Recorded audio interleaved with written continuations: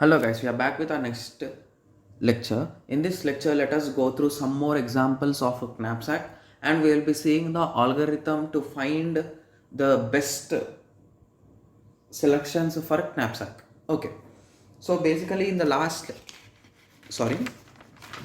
basically in the last lecture we have discussed about knapsack and we also did a problem with three different cases, right?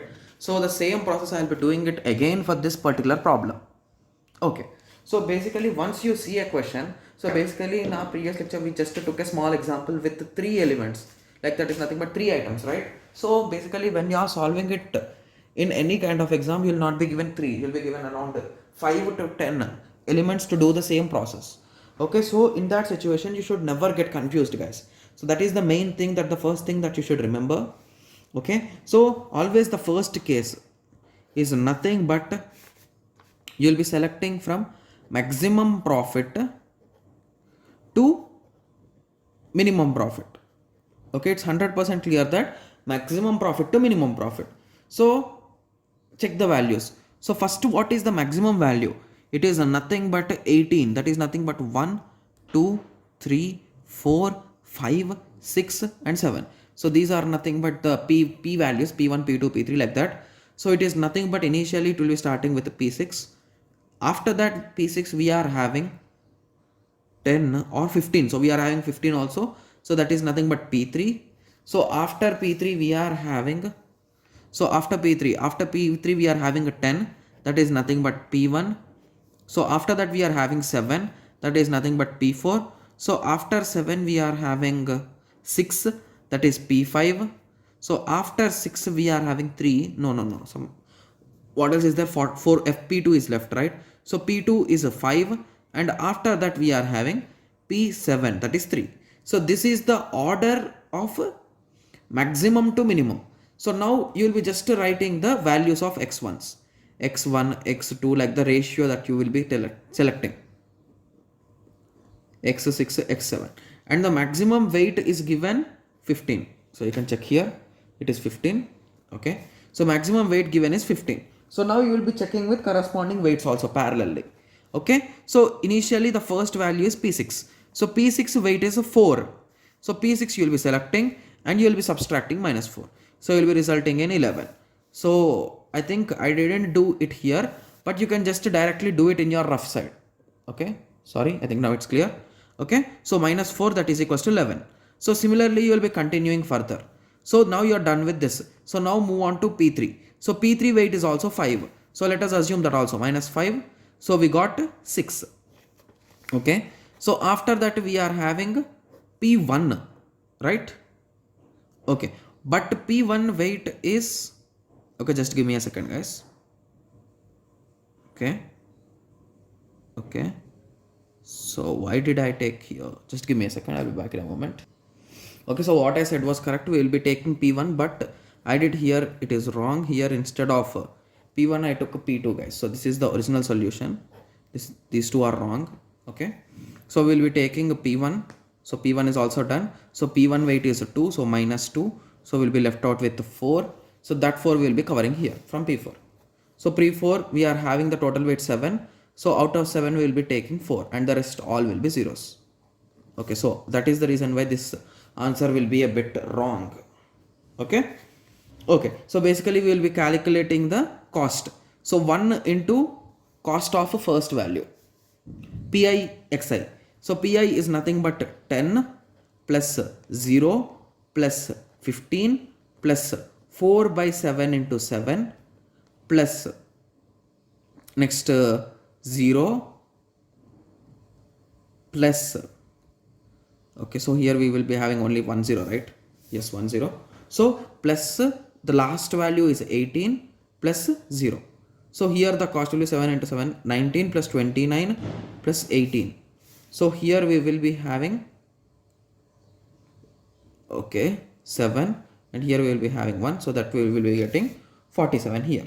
Okay, so here we got the cost as 47. Okay, so I think I have just done it wrong here. So please update it, or please check while you are doing. Please make sure that the result is 47, guys. I did here it should be 0 and here it should be 10. Sorry, it should be 10 and here it should be 0. Okay. Okay, so I think now it's a bit clear.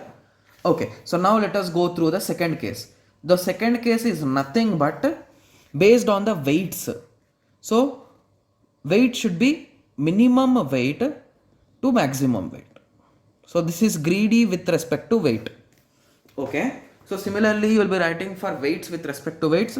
So I'll be assuming the same order, guys, directly. Okay. So P5, P7, P1, P2, P6, P3, P4.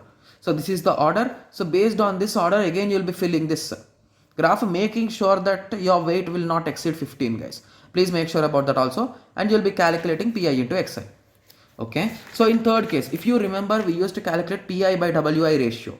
So initially I calculated for all the elements and then I wrote the order in which they are they are priority, like which is having the minimum to maximum, right? Okay, minimum to maximum, right? Sorry, maximum to minimum, I forgot. Okay, in decreasing order, like maximum to minimum. So P5, P1, P6, P3, P7, P2, P4. So here we will be getting the maximum weight 7, 15 and this is the order. So once you calculate, you will be getting 55.33. So this is nothing but the best case. Okay. So now let us go through the algorithm. So algorithm is nothing but here we should make sure that the input that we are giving is already processed through Pi by Wi ratio. And those are set in that order. So like this. So like this order you should give for it in that particular order. Okay. So once it is given, we will be assuming that for I equal to 1 to n, do x of I equal to 0. So this we are writing, right? So this will be initializing with 0 for all the elements. Okay. After that, we will be assuming the weight is equals to 0. So the weight, the maximum weight will be stored in M already. I think that is also passed here. Yes. Okay. So that weight is also passed. So I from 1 to n, we will be doing the operation until the weight of the bag is less than or equal to M. So our goal is to fill the bag. So we will be storing each item in the bag. So until we fill the bag, we can store items. So until that, you can just say x of I equal to 1. Okay. Okay. So and you'll be incrementing the weight once after you added an item. So else you'll be just writing the fractional part if it is not sufficient. So if the item is not completely sufficient, you'll be trying to write the fractional part. Okay. Once it is done, if you write a fractional part, then there is no chance or no space again, right? So that is the reason why once you write a fractional part, you can directly break it. After that, you will be returning the x. So x is nothing but the array of all those elements. That is nothing but the ratios like 1, 4 by 3 like that. Okay. Okay. So the above program / algorithm time complexity is big O of n. As if the input is sorted. So here the problem will take big O of n. And even for sorting, we need to sort them in terms of Pi by Wi ratio, right? So for sorting, it will be taking log n. If you take some best algorithms like quick sort or merge sort, any kind of sorts, it will take big O of log n. So in combine, it will be taking big O of n log n, the functional knapsack problem, fractional knapsack problem. So I hope everyone got some clear idea on this. So please solve 1 or 2 problems, guys, so that it will be clear for you. Okay, so please remember that I have just did a props wrong here. So it is 47, not 42. Okay, so in the next lecture, we'll be continuing with optimal storage on tapes. So let us meet in the next tutorial. Thank you. Thanks for watching.